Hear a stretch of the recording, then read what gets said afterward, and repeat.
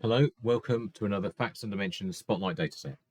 This one is covering Integrated Care Board's partner mapping.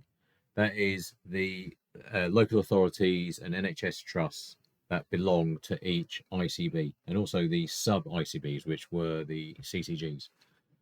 You can see the source data is useful to look at, but it's not useful in the sense that you can't really query it in a database. So it's in the database now. I'll just show it to you. It's just a couple of tables, 1600 rows. Let's have a look at the data. Oh, there's two tables because the previous one was discontinued. There's a metadata that tells you what's been replaced with what. So you've got the ICB code, the sub-ICB code, the local authority, and the ODS code. So you can map them like that. You would only do where is latest equals 1 and in source data equals 1 to get the current situation.